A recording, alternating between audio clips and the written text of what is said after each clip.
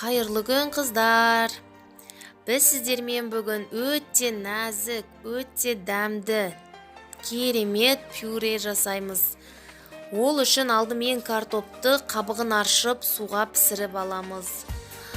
Піскен картопымыздың түбінде кішкене ғана суын қалдырып, блендермен жақсылап еземіз.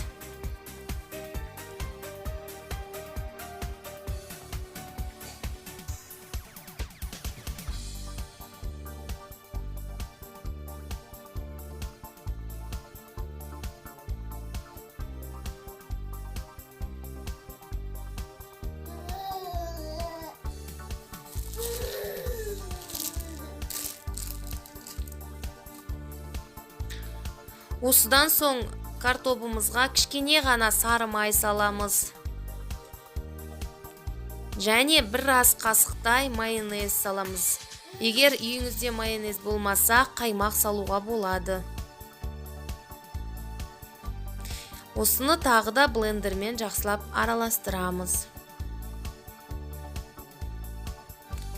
Егер сізде блендер болмаса, шаншқымен, не болмаса тағы да басқа құралдармен картопымызды езіп алуға болады.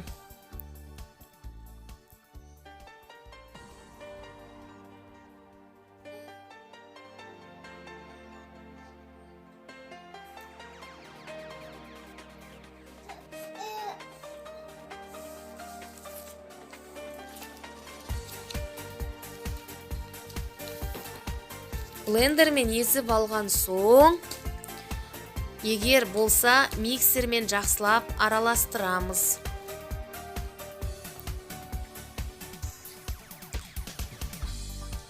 Пюрені миксермен араластырсаңыз, пюрелеріңіз воздушный боп, жақсы боп шығады.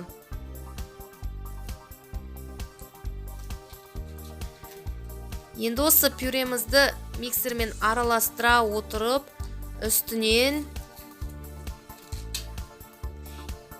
30 миллиграмдай сүт құямыз.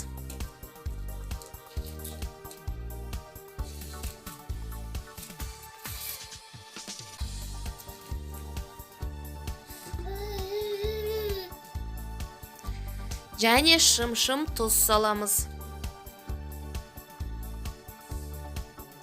Тағы да миксермен жақсылап араластырамыз.